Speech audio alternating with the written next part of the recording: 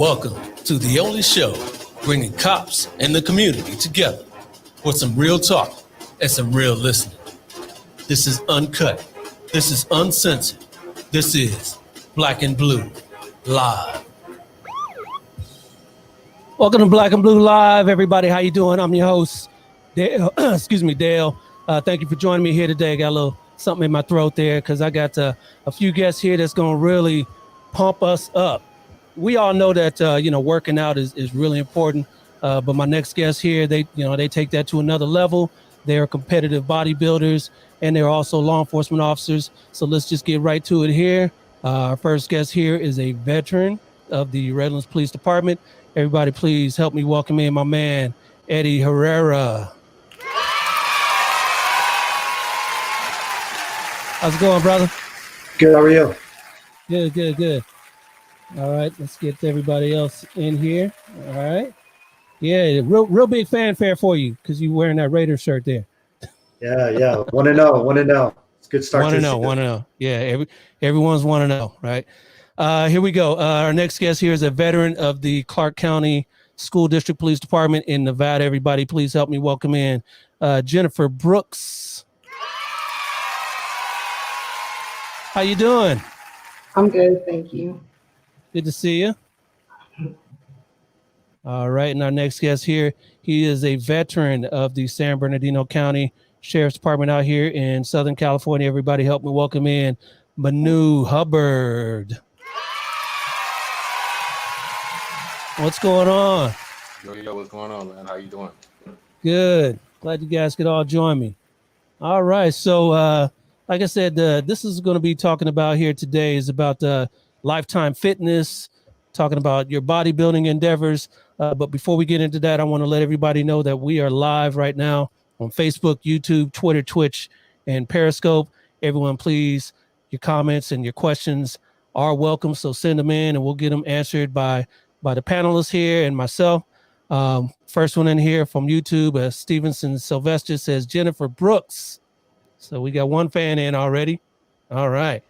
Because she's not wearing a Raider shirt there, Eddie. That's why she's got fans. So just a little bit of clowning. So I appreciate everybody that's coming in. Since I'm on you, Eddie, let's talk about you here for a minute. You work for Redlands PD. Tell everybody what you do, how long you've been there, and then we'll get into that.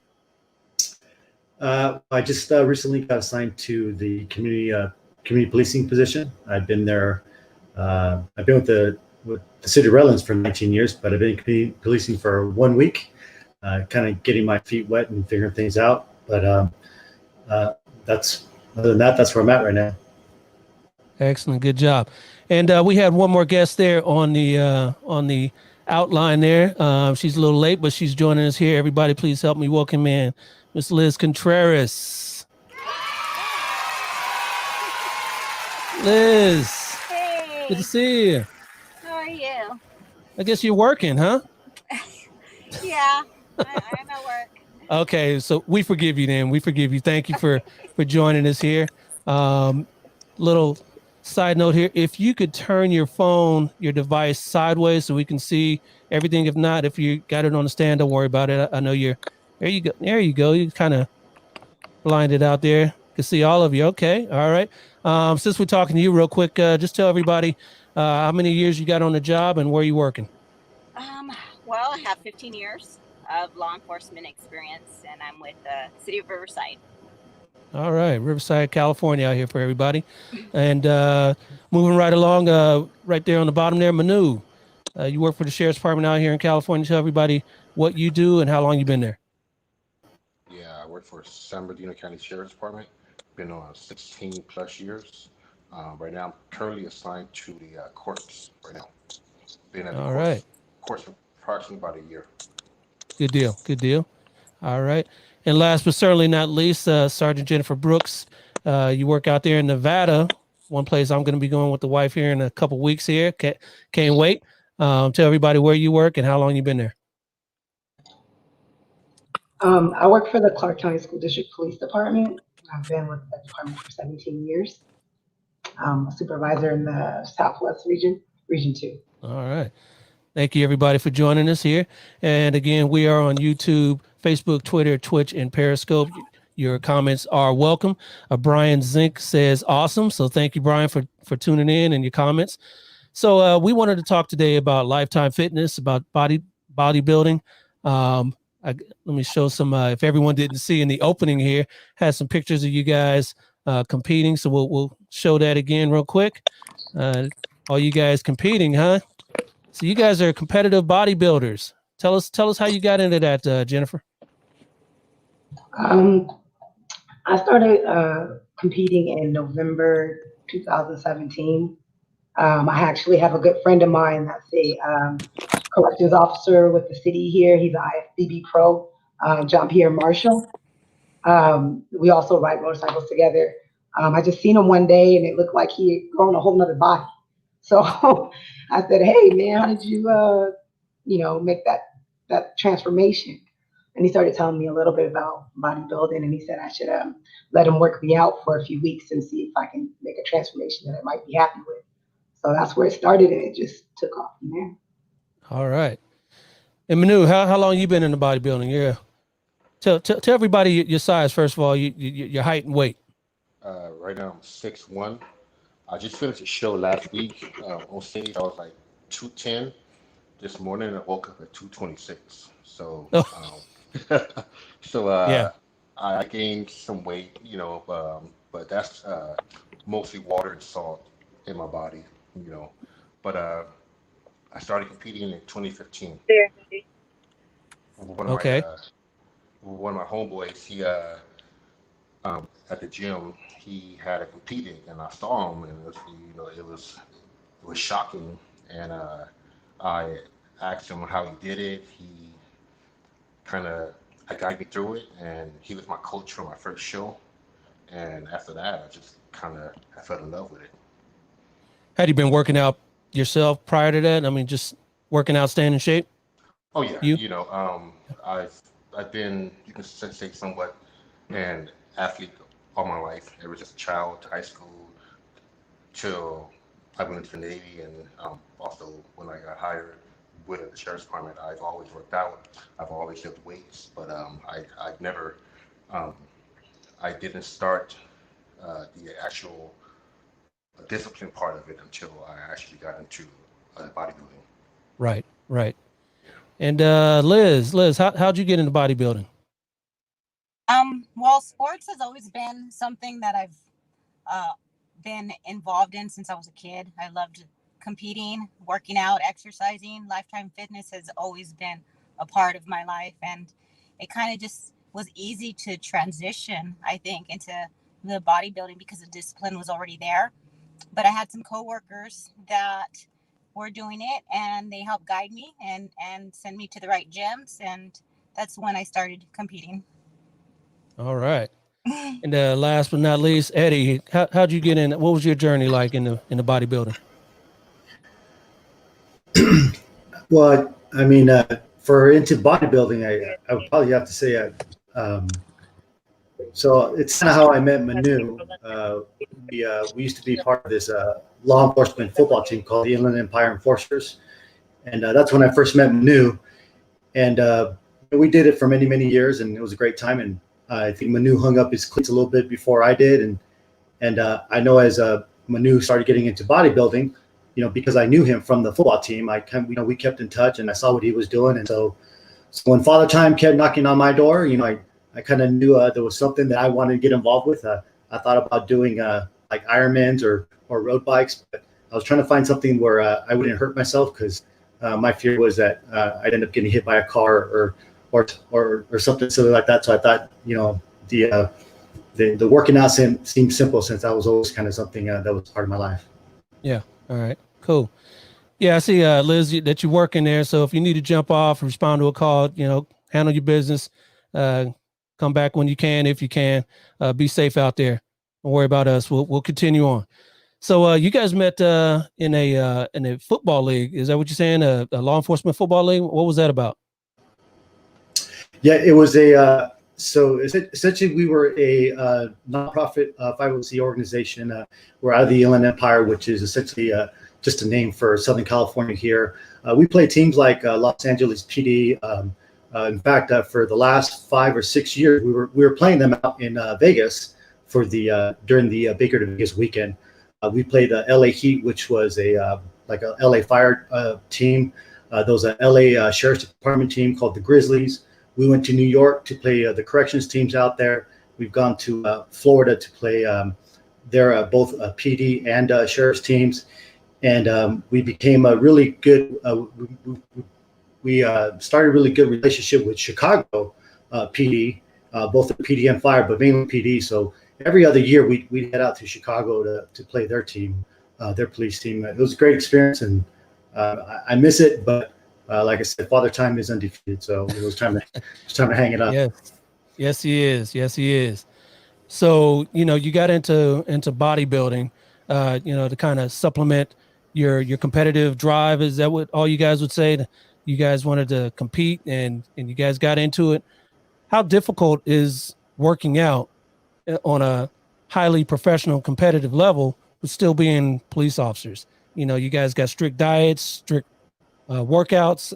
How does that excuse me, how does that kind of manifest itself there, Jennifer? It's for me, it's extremely challenging. I don't know how anybody else manages, but I get up at 3:15 now in the morning because I actually got two new puppies too, so I added a half an hour to my mornings. But I get up at 3:15. I'm at the gym by 4 a.m. To get my cardio and my weight training in before work. Right now, that's my schedule, and I go to work, and then after work, I'm available to do whatever my kid needs me to do and take care of those puppies. And I meal prep usually for the whole entire week on Sunday. I do laundry and meal prep on Sunday, but it just seems like there's not enough time in the day to do everything that I want to do. But I do it in that order right now. I'm very scheduled out, and it's challenging, but with the schedule, it works. Yeah. As far as meal prepping, how do you guys meal prep? How do you guys know what to meal prep? Do you guys have dietitians? Is there like online stuff that you follow? How do you guys get into your meal prep? Manu? Well, for me, meal prep is whatever my coach said to eat, I eat. Uh, it's that easy, you know.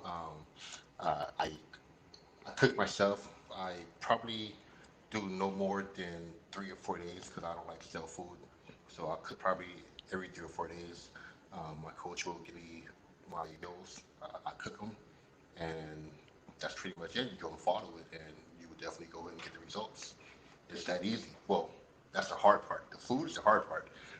Everyone knows how to work out, but if you do not have that are disciplined on food, your body's not going to change. Right. And you guys have to eat on a certain schedule. Is it like 5 times a day, 6 times a day, continuously eating? What's the science behind that, Eddie? I mean, it all depends on like I guess the meal plan. I'm the same thing as Manu. I eat whatever I'm told to eat as far as for coaching, whether I'm trying to, either lean up or gain some weight in the off season. But I mean, the best way I've been describing it lately is think of it as just, if all your meals are a huge gallon of water, and that's all your protein, your carbs, and your fats, and you just know at the end of the day you have to fill up this gallon with all those items.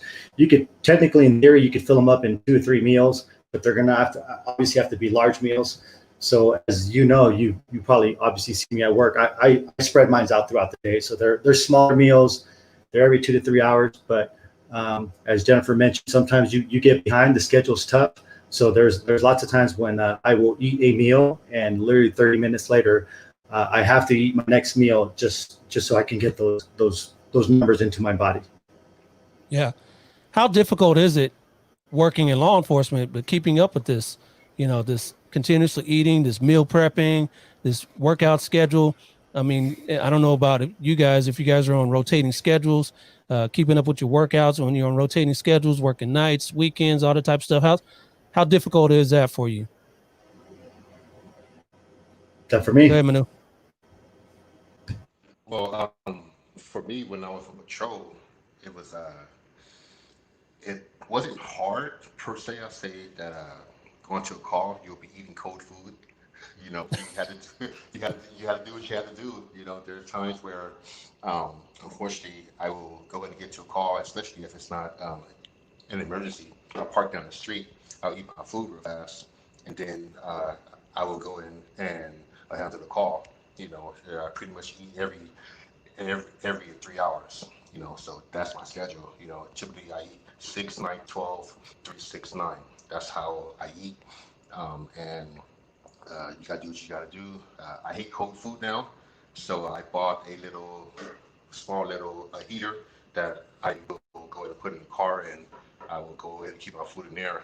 But other than that, just gotta do what you gotta do. You just have to do it. Yeah, yeah. How do you find it eating when you can and keeping up with these schedules and workouts? I don't know about what school district, Jennifer. Do you guys rotate schedules? You guys working nights and weekends as well? We're 24-hour department, so we do have swing shift and grade. I've been very fortunate to be on day shift, so I'm on a typical schedule for us, which is 5/8. So I work Monday through Friday, 8 to 4, and I'm usually on unless off on time unless there's an emergency or something like that. And I have to agree with everything else everybody else said as far as when you get finding time to get those meals down. I've had a couple of cold food experiences. I prefer my food warm, but I know how to eat them cold. Yeah. I love my squad. My squad is awesome because when I haven't eaten and I'm suffering from hunger or hangry pains, they'll give me a pass. They're not, they don't pick on me as bad. So I've had a few supervisors show up on a call and understand that, hey, I might want to eat or borrow an apple or go to the Nova bar or whatever they might have to help us out. But it's challenging, but you make it work if it's something you really want to do. So. All right. Well, million dollar question. We're talking about all this meal prep, all this food, all these workouts. Sounds like it's expensive. How do you guys manage that? Eddie? Well, actually, just because over time, I think I know most of our personalities we're all type A, and I found that I become, whether I like it or not, extremely organized as far as waking up early and getting my meals and everything in order. And one of the things that over the years that I've also done is done the math on, is this cheaper or is this more expensive? Trust me, if there was a meal plan company out there that I could afford where I could get my numbers in, I would go for it. But most of them are really expensive for those of us on this in this line of work. So we've done the numbers, and just going to the grocery market, I think, and when I say we, my wife and I think we're somewhere between $6 and $7 a meal. Where if most meal plan companies, you can get that, but I'm not going to get. It's going to be for for 4 ounces of meat when I need 6 or 8 or something like that. So right. It actually ends up being cheaper, and then that's also my other motivation as far as when I don't want to eat it. I'm like, hey, I've already put money in that Tupperware, and if I go and buy something else, then obviously I'm throwing money away, and so that's kind of how I motivate myself to make sure to eat all my meals. Yeah. And another thing, I want to try to get myself in a better shape. And watching you for the audience, I worked with Eddie for a number of years, and seeing your meals, Eddie, a lot of it isn't a lot of variety. I see you spice it up a little bit. You bring your hot sauce, but a lot of it is, chicken and rice and, broccoli, maybe. I mean, variety. So, how do you guys manage that? Well, I know that's how I spice it up with. I found that you can use mustards that have no sugar in them to change it up. So there's a sriracha mustard, a sweet and sour mustard, and then you can switch back and forth between Tapatio and Frank's and stuff like that. But trust me, you can't spice up or ground 100% ground lean turkey. It tastes like cardboard no matter what you put on it. So I think that's definitely where, like Manu was saying earlier, the discipline and the hard part is, trust me, not seeing the pink box at work, knowing there's something in there that's good, and not being able to go to that. So. Looks like we got Liz back here. Thank you. Welcome back. Welcome back. Appreciate you. Again, we are live on Facebook, YouTube, Twitter, Twitch, and Periscope. So keep those comments coming. We got one from Stevenson Sylvester. He asked, "What does bodybuilding do for someone's confidence?" What do you think about that, there, Jen? I think that you have to have a certain level of confidence to compete out the gate in the beginning because it takes a lot to get up there on that stage in a two-piece and heels and go across there and flex and do what Yeah. you're supposed to do so that you have a chance at winning. So just to compete, period, if you're considering that, you need to have a certain level of confidence. But being able to go up there and do that is amazing and it's an accomplishment in itself. So it shouldn't do anything but make the person more confident because not everybody can do it. Not everybody can be as disciplined to do what it takes to do a prep to get to the stage. Right. Let me ask you real quick, Liz, before you might have to jump off to another call. We were talking about the discipline it takes in law enforcement to be able to meal prep, to on working shift work. How do you balance that with your workouts? You have to stay disciplined on that. How do you manage that? Liz, can you hear? There you go. Okay, the question's for me as far as discipline and meal prep. Yeah, meal prep, everything, working patrol because you got rotating shifts, you work nights. How do you maintain your workout schedule, your eating schedule, all that? When it came to meal prepping, I thought it was going to be a lot more complicated. But I found that it was actually easier for this lifestyle as far as being so busy because I set my days to prep my meals twice a week, and twice a week I will cook all my meats, all my proteins, and have them ready to go. And it was as easy as just grabbing and going. So it actually it actually worked out better. The art of meal prepping, I mean, I would recommend that just to anybody, because are eating your own foods the way you like them. And uh, I didn't think it would be as easy as it was, but it is. And then just the discipline in itself. So there's times where I didn't feel like doing it, but I did it, right? So you set the tone for the rest of your day, for the rest of your week when you get little things like that done. I'm sure that all of the other guests can tell you the same thing when it comes to, getting things done, the discipline it takes, and it carries over to other things that you're setting your goals for and you're accomplishing, right? Yeah. Everybody else? I couldn't agree more. You guys? Yeah. Because it's just so difficult. And we were talking about with Eddie earlier about meals. The variety in meals. He was talking about ground turkey. It tastes like cardboard. He brings, tapatio and all kinds of sriracha and all that kind of stuff to kind of spice it up. But you can't throw sugar in there. You can't. There's only so much you can do to stay disciplined. I'm sure that's the difficult part, right? Sounds like The mic is kind of breaking in and out, but yeah, you're good. You're good. Can you hear me? Yeah, we got you. The magic of being live here. We hear you, Liz. But it sounds like you can't hear us, so we will move on. Maybe you can pick us up on the next question here. But we want to talk about lifetime fitness now. We want to talk about how that is enjoyed by everybody, not just law enforcement. The importance of it. What do you think, Manu, is driving force to keep everybody? Let's talk about in law enforcement first. Keep yourself fit and ready for duty. What are the health benefits? What are the safety benefits involved with keeping yourself fit? Well, first I'll say the first thing is I'll command presence. That's the first thing. When you step out the car, when that person sees you, they see an officer or a deputy who's fit. Most likely, you'll get a lot more respect than someone who looks somewhat sloppy. And I have experienced that in the past. Um, there was a story I used to tell my trainees when I was a TAC officer in the academy. Me and my partner went to a call. He gets there about 10 to 15 seconds prior to me. Long story short, I ended up taking the guy to jail. And while I'm going to jail, he's like talking to me. He was like, "Hey, Deb, I was about to run, but you stepped out the car and I saw you and I stopped myself." And that right there was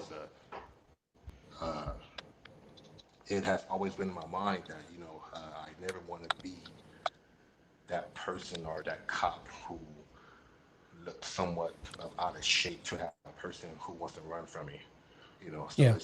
it's for me, it's the command presence first, and second, just you have to be healthy with this job. Uh, from the time you wake up until the time you leave, you always want to be ready. You always want to. Cops do not live long after they do retire. So you want to try to stay in a somewhat shape. So when you do retire, you can go ahead and enjoy all of the benefits that you did work the past 20, 25, 30 years for. So. Yeah. A lot of that, it has to do with, the stress of our jobs, that leads to heart disease and all that. So working out, definitely helps out with that. Another question here on Facebook from Vivi V. Do you feel your size can work against you at times because people already feel intimidated by the uniform? What do you think about that, Jennifer?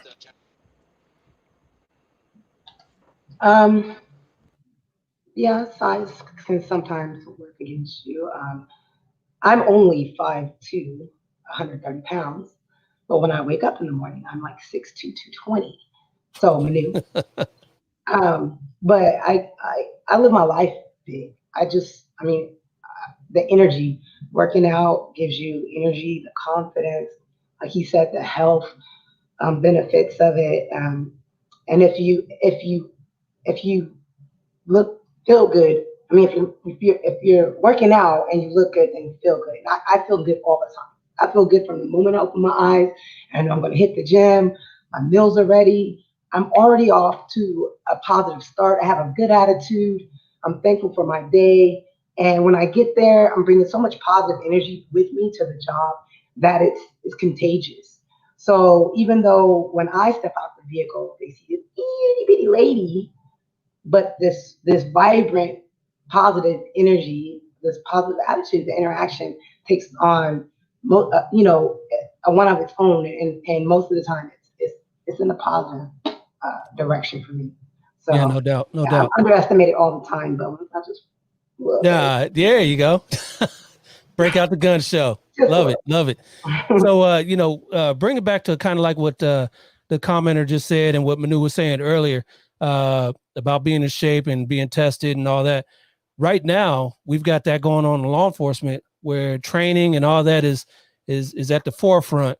We've all seen the videos of some cops, fighting with somebody, and Manu, you taking that in, huh? Yeah, okay. Good. Broke my train of thought there. Cops are out there fighting with somebody. The fight's on. They lose control of the subject, and then they end up shooting them. So that's in the news now. I don't know if that would be any different if the cops were in shape or if they looked like they were in shape, if they fit their uniforms good. But it all helps. It's all part of that whole puzzle, right? What do you think there, Eddie? Yeah, absolutely, 100%. I think the difficult, with that question is, we don't want a Monday night quarterback, even though that's what we do every day in briefing, right? We Monday night quarterback these videos. We see what's going on. We ask ourselves, okay, why did this get to the end solution? Because they didn't take control right away. So we try to learn about everything, and I know you've been in some of those briefings with us where we talk about, okay, we watch the video or the training and we say, obviously these officers, they're not taking, like Manu was saying, they're not taking themselves. They look sloppy, and maybe that's why the the bad guy, you know, fought them in the first place. You know, they didn't have any command presence or whatnot.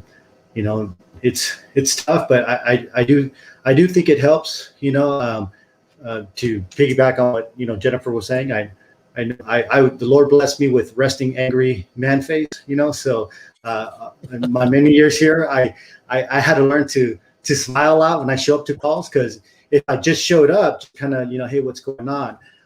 You know, that mixed in with just the look that you work out.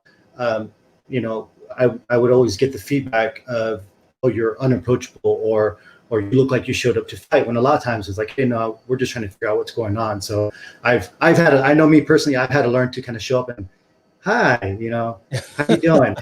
How can I help? What's the problem? You know, you know, and to kind of piggyback on that and what Manu was saying earlier, do you find though sometimes that even though you are, you know, of stature and you look good in uniform, maybe somebody wants to test you?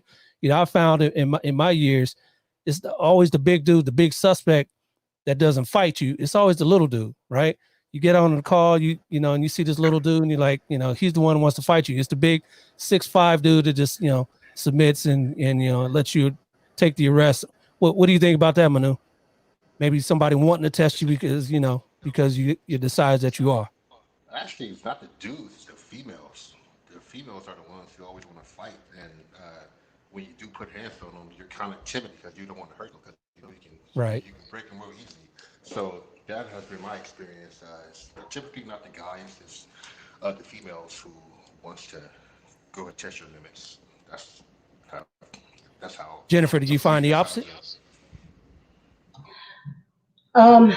Yeah, I'm challenged a lot because I'm smaller in stature, but my command presence take over for that. And once it's leveled out, I'm able to, you know, meet them halfway. Especially working in the school district, actually with a lot of kids that we see on a regular basis or whatnot. I'm always getting challenged to a foot race for some reason, or push-ups or something. I don't know what's going on with that, but Right. Yeah. I don't know if they, you know what I do in my personal time. But how about you, Miss? You want to race? I'm like, yeah, let's go. So, Yeah. but yeah, I get challenged here and there because of my size. But once they, you know, again, the command presence and the confidence takes over, they kind of chill. Again, I because I'm small, I use verbal judo an awful lot in my radio. Mhm. So I know my strengths. And it's their strength in numbers. And I plan to live a long life and retire and enjoy it. I'm doing all this fitness just like Manu said, so that when I retire, I can enjoy myself. So, Absolutely. Absolutely. And you know, that'll piggyback onto one of my next questions here about you know, females in law enforcement. We lost Liz. She apologized, and we'll get her on the flip side. But you know, bodybuilding and females, you know, there's always that stigma that you lose your femininity when you're bodybuilding, competitive bodybuilding. How have you managed that? Have you had any experience with, you know, negative feedback, any of that nature, Jennifer? um, yes and no, but I think that's with just being females in sports anyway. I play basketball. I played flag football. I'm probably one of the first people to jump in and on. I'm very competitive in everything. So that stigma I've lived with and dealt with all my life, and I don't define what I do based on other people's personal opinions and interests. I do what makes me happy, and I really don't put any time and effort or energy into ignoring about whether or not somebody approves of me bodybuilding or not. It makes me happy. Yeah. Excellent. Excellent. How do you guys as families and friends, how do they deal with you guys being competitive bodybuilders? You know, all the discipline, you know, unless your family's involved with, they're with you, you know, that are they along with for the ride with you? I mean, how do they deal with that there, Manu? Well, my kids hate it because um, Are you getting them not that involved in bodybuilding or at least working out? no. I don't force my kids to do anything that they don't want to do. My kids hate it. They hate the fact that sometimes, you know, if we're going to some type of function, I can't eat that type of food or not, or I bring my own, you know, and that's just part of it. You know, everyone has pizza and cake and ice cream, and you're eating your fish and broccoli.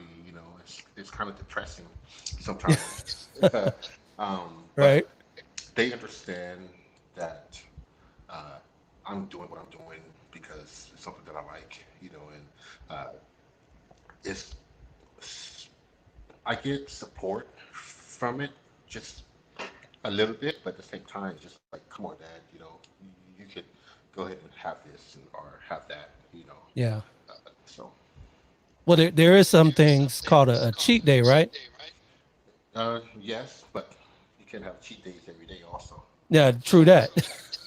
so Yeah, cheat yeah, day, your cheat day comes when your coach said, hey, go to in California, go to In-N-Out and get a two double doubles. You like say no more, yeah. so Right. so Yeah. And Eddie, you got two little ones. How soon, how early can kids get involved with bodybuilding? Oh man, with bodybuilding itself, I got two little girls, so I don't. I mean, if they wanted to work out, I'd be all for it. I don't think there's anything negative against them working out. I don't think I put them on any kind of like a meal plan where I'd be restricting foods for them. I just like any parent, just make sure they, they're getting their proteins and their clean carbs and stuff like that. But they're kids, so because my little ones are so young, I mean, all they know is that, daddy goes in the garage to make muscles and while they eat their waffles and Pop Tarts and, and Right. stuff like that. So, but I mean, I would guess Wait a that's minute. probably Pop Tarts are bad? Oh, damn. only the strawberry ones. Okay. Yeah. The maple brown sugar ones are good for you. Okay, we got a +1 on that one. And Jennifer, you said you had a little one as well? Well, not little, but you have a child as well? My daughter is 17. She plays Okay. basketball. So she's doing So a little she bit of enters working sport. out in basketball. What about as far as weights? They do weight training, strength training, and whatnot. Right now, I'm training her, so I work her out 3 days a week. She hates it. She reminds me every set, Yeah. and she messes up her reps, and she keeps one or two earplugs in, and she asks us like 10 times how many sets we're doing, but we get through it. So. All right. Yeah. Yeah. So again, we're live on Facebook, YouTube, Twitter, Twitch, and Periscope. Everyone, please send those comments in. Again, Stevenson Sylvester on YouTube asks, how do you manage your emotions with bodybuilding and law enforcement? Having to go so hard and push yourself to the max in the gym, then having to practice self-control and tact when you're on patrol. Eddie, what do you think about that? Um, It's kind of like what you alluded to earlier, right? About showing up happy. yeah, I mean, I think it's if there's anything to balance, it's more of what am I doing on the leg day? Am I going to work on the leg day? Those, because, uh, but as far as interacting with the public, I think there's, I don't, I mean, I can't find anything that would I guess affect that unless you're on caffeine or I know a lot of guys like like the rock stars and monster type of drinks. I know those things would probably make you edgy or whatever. I'm guessing most of us here don't drink those, so because they're high in sugar. But no, I think same like I guess like we alluded to earlier, just show up with happy face, whatever. And I think we all have bad days, and usually when I have bad days, I'll either call in sick or try to minimize my words. Right, right. So as far as working out, what do you guys think is your hardest body part to train? What is your Achilles heel there, Manu? well, for me, I'll have to say it's my wheels, my legs. I work them, they don't, but it takes forever for them to grow. Um, uh, for me, I try to work them at least twice a week now. Before it was just once. But I'm trying to build my legs up as much as possible. A lot of people think that I do the classic physique because of my size, but I'll probably get there if my wheels were just a little bit bigger. Right. What about you, Jennifer? What's your hardest body part? For me, it's shoulders. I feel like my shoulders just won't grow. Wait a minute. Well, I'm looking at this picture here. We're all looking at this picture here. You come on the stage. You got some pretty good delts there. Some pretty good shoulders there. You know what? Maybe in that photo, the lighting's just right. Right. But yeah, my coach pushes me to the max. I absolutely hate high reps and I hate the shoulders because I feel like they need more work. I love my legs. I love working leg day, and leg day and back day are my favorite days. So yeah. What about you, Eddie? Hardest body part to train? I, if I would change the question to the body part I wish would grow the most, I'd probably say chest, because I mean they all have their days, but I think I think the old school in me always saw the old Arnold pics, and everyone on TV had the big chest with the lines and cuts, and so I think it's just one of those things where it doesn't matter how defined or how big you get, you just for whatever reason you're never happy. You always want like no, like it's got to be more cut, more defined, or more mass. So I would say if I could grow something, I want my news chest. I want like he's like Some were blessed with better body parts than others. So look like you got legs and he's got chest. So you can put Eddie's legs on Manu's chest and Jennifer's shoulders, and boom, there we go. Another question here on YouTube from Stephanie Palacio. She says, how does your workout and diet differ when you're preparing for a competition compared to sustaining in between? What do you think about that, Jennifer?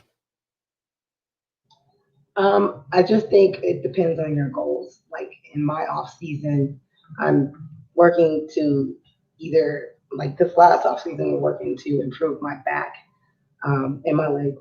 So my carbs intake is up. Um, uh, I'm eating more. My protein is up. I'm literally walking around like feeling like the Michelin marshmallow man every day because I'm so stuffed trying to get all those calories and macronutrients in just the right number. And then, of course, for when you're in prep, everything's, coming down to lean you down for your lowest amount of body fat for stage. So you're going to eat a lot cleaner, a lot leaner. You should all, to me, I drink a lot of water to help digest all that food anyway.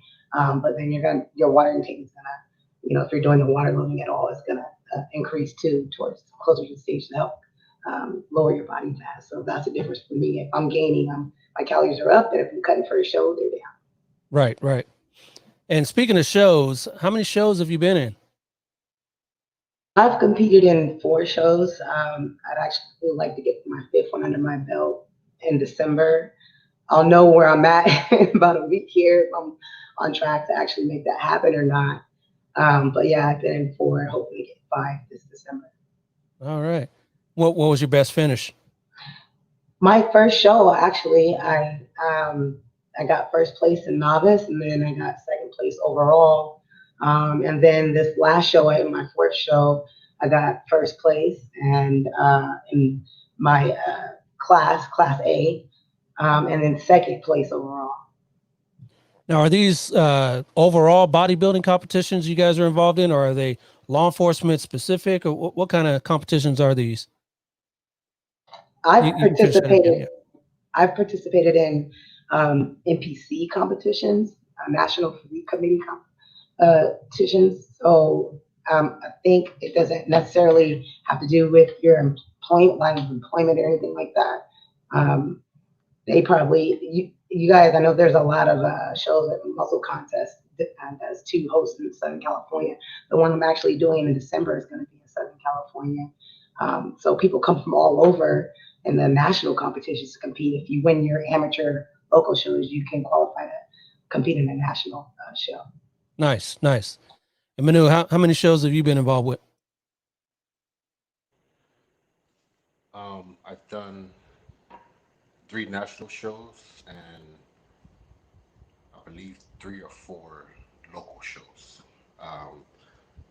My first show, I did okay, but I didn't finish because my body started cramping up. I'm pretty sure Oh, I'm pretty sure the other competitors know about cramps. Uh, my my second show, I got first place, went for it overall, didn't get it. My third show, I won first place in my class, first place in overall, and I won two swords that day. So that was a very good day for me. Then I went to and after that I've done three national shows after that. Yeah. nice, nice. Yeah. And then Eddie, how many have you been involved with? I just barely finished my second show. I did my first one last year, and then this few weeks ago was my second show ever. And last year I for my first show I think I finished sixth, and then this year I competed in three different divisions. So I got first in classic physique masters 40 and over, and I got first in novice, and then I competed in um, classic physique unlimited, and that's the one I got fourth in. So, but I think I could have got All right. third or second, but Congratulations to all you guys. That's some good stuff there. Another question from VVV. She says, how did you stay focused and not lose interest when you first started working out? What tips can you share? Jennifer.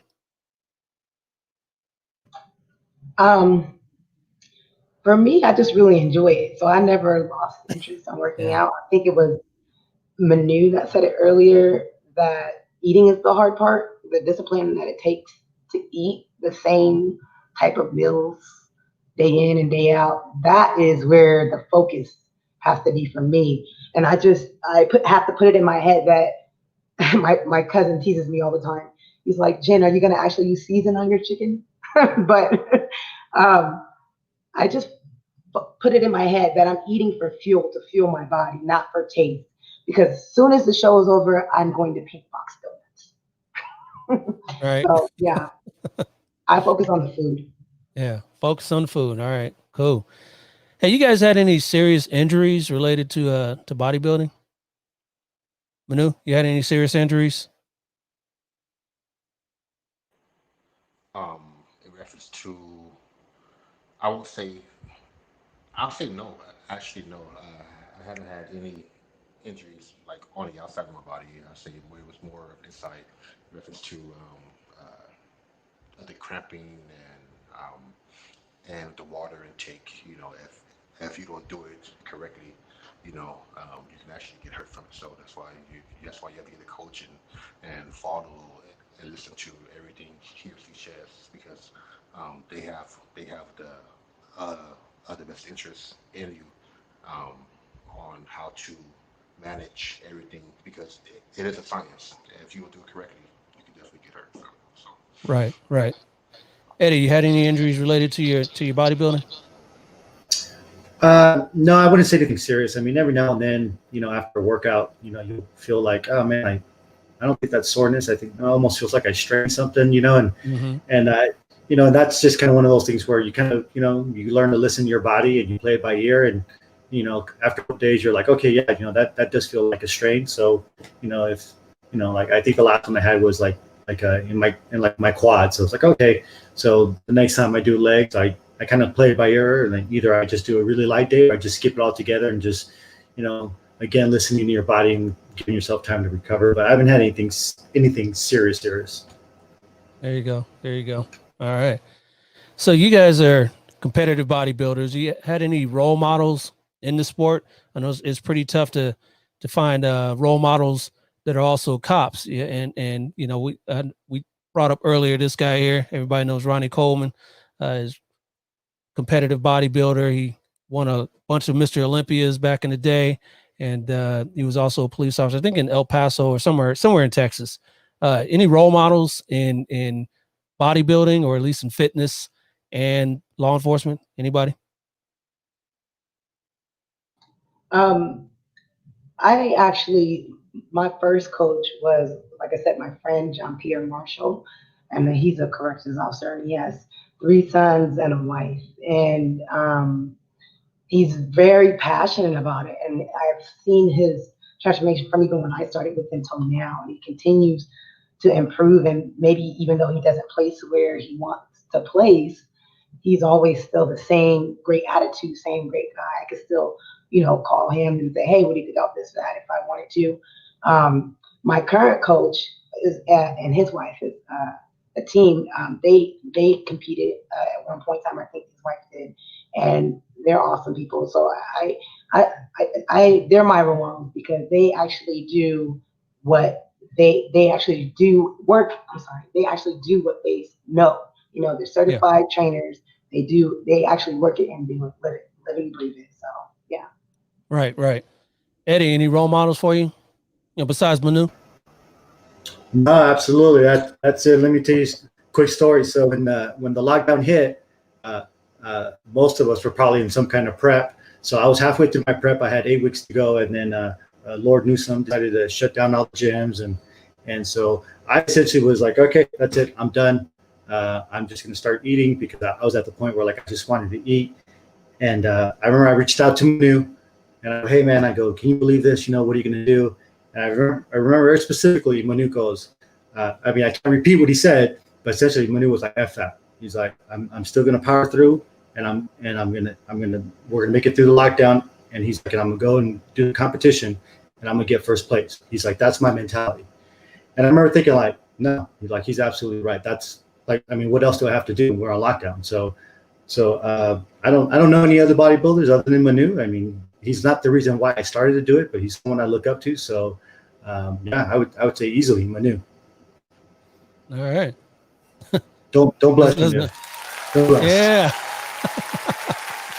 All right. And Manu, anybody that you looked up to that got you going in bodybuilding? I won't say particularly look up to, but everyone wants to have the perfect body, and a person who I look at for inspiration. He's very popular on social media. His name is Steven Panther. He has the perfect body, 6'2", 6'3" guy, and he just a god. It's it's, you know, um, and I guess I try or I want to look like him. But for him, that's his job. He looks perfect every day. For me, I can't do that. I have a job. I have a full-time job. I have kids. They have sports, so forth and so on.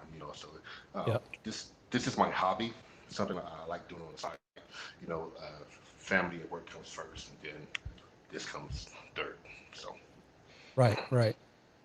So talking about bodybuilding, how long can you do that competitively? Is there a lifespan? Is there categories for over 50, over 60, over 70? How long can you do it competitively? Eddie? I'm not sure, but they have a master's. Masters is what they refer to.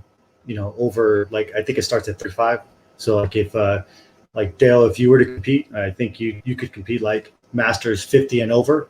So you only compete against people that are 50 and over. You can compete against the Manus of the world too if you want, but if you wanted to level the playing field and compete against only the other Dales that are 50 and over. But I've seen some where they have 55 and 60. So my guess though would be the longer, just like anything, the longer you stay in the game, I would guess the less your competition is going to be. Right. No doubt. How long do you want to continue competing there, Jennifer? I'm not sure. I just play it day by day. Well, maybe year by year, because I want to do that one show this year. So I know I'm going to keep prepping until the end of the year. This is something that I can look back and say I did. I don't think I want to be 60 grams. I don't know. I do want to be in shape though. The lifetime fitness part of it though. Yes. I would love to look like Angela Bassett, Tina Turner, those actresses that we see on TV that are seasoned and they just look amazing, like they haven't aged a bit. Now I don't have the money that they have to hire somebody to prep my meals or, help me work out for that long. But if I have good habits now and I continue them and I continue to work out and take care of myself, then I'll be able to enjoy retirement. It doesn't necessarily mean I'm going to continue to compete, though. No doubt. No doubt. You guys have any advice for up and coming people that are thinking about getting into bodybuilding? What sort of advice do you have for them, Manu? I'll say have fun at it, you know, and have some type of support behind you, because without that, you probably won't be able to do it as easy as you want. You know, this sport is very, very selfish. You have to learn to balance from life and bodybuilding. Um, and I'll say do it for you. Don't particularly do it for anyone else. Do it for you. You have to want to. You have to want it. You know, it's not going to come easy. Gotta want it. And just enjoy it. No doubt. Eddie, any advice for anybody thinking about getting into bodybuilding? I just basic, life advice as far as, set some goals for yourself, short term, intermediate, and long term, so that you know what it is that, if what it is that you're getting into. A running joke that I have is, usually with my family members or something, they say that they want to get to the level that I'm at, and locally I tell them, I go, no, you don't want to get to this level, because sometimes I wish I wasn't at this level. Sometimes I wish I could, eat the whole bag of Doritos and just not care. And I hope one day I'm going to get there, just not care. But for that reason, my brain doesn't let me get there. So know what you want when you're getting into this. Set up those short-term goals that keep you motivated so that you can keep going. Same thing, your intermediate goals. That's what I found motivates me and motivates everyone. When you're constantly hitting those goals, it makes you feel like you're achieving something in your life and hopefully in achieving your goals. There you go. And Jennifer, any advice for somebody thinking to get into it today? I agree with everything that Manu and Eddie said, 100%. I would only probably add to that is just that make sure you know about yourself. If you have that discipline to do what it takes to meet those goals that you set. If you don't, then don't kid yourself and give yourself a headache or a letdown. Set manageable, obtainable goals. So be realistic about your personality, your characteristics, who you are. If you are determined to do something and you set your mind to it and you know you're going to see it through, then you could probably do bodybuilding. But if you quit everything you do, you probably shouldn't consider bodybuilding. No doubt, no doubt. I think producer, we had another comment that was up there from Stephen Sylvester. He asked, what was your biggest fear starting out in law enforcement, and what was your biggest fear starting out in bodybuilding? Eddie. Biggest fear in law enforcement was that, which was the whole reason why I think I got into law enforcement, was that, did I choose the right profession? My biggest fear was always that I was going to be 2-3 years into my profession and that I was going to hate my job. So I know when I started, I didn't want to be I would say I don't want to be stuck in a cubicle. I don't want to be stuck indoors. I want to be outdoors. And so I think that was my biggest fear. I thought I had chosen the right profession. You're not sure until you do it. And trust me, there was lots of times where I went home and I was like, I'm not sure if this is the right profession for me. But to this day, it doesn't matter what's going on in our climate. I will tell you, this is the best job in the world. Hardest job in the world, but it's the best job in the world.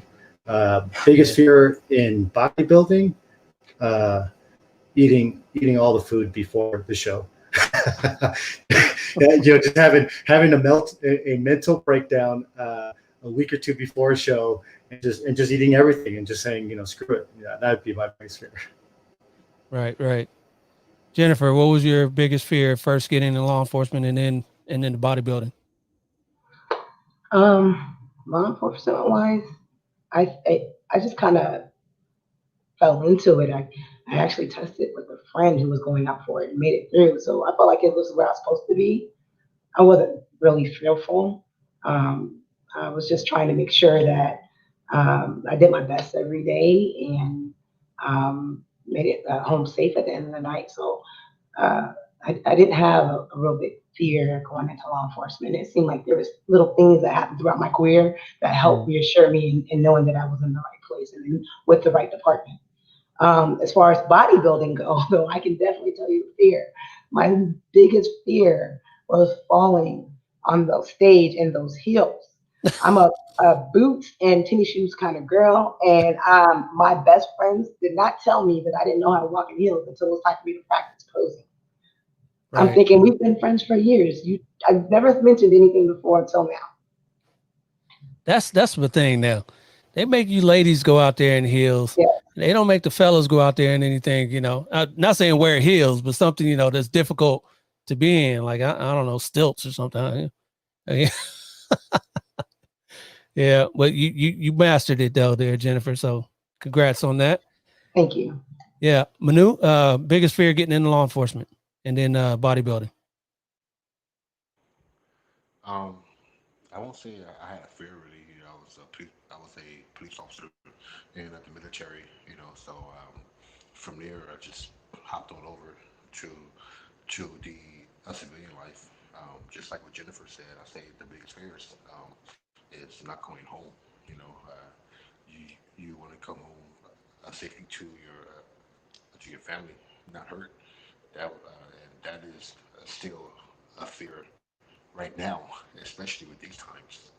You know, um, with the bodybuilding, I say it's not winning.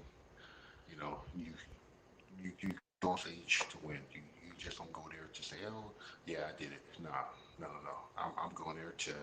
Unfortunately, I'm going to dig a grave, and you're going to go inside of it, and I'm going to be standing on top of you because that is the competitive part in it. That's just how it is. So No doubt. And then on that note, I want to extend the prayers and thoughts out to those two Los Angeles County deputies that were ambushed yesterday by some coward out in Compton. Those two deputies, last I heard, they're in critical condition out there in the hospital. So thoughts and prayers to go out to them and the whole LA County Sheriff's Department. So I want to thank everybody here for watching the show here today and participating. As Stevenson Sylvester says, thank you all for your service. We appreciate you, Sylvester Stevenson. So again, everybody, we were live on Facebook, YouTube, Twitter, Twitch, and Periscope. You can check out the broadcast after we're done here. We're going to wrap this up. I appreciate everybody for checking it out.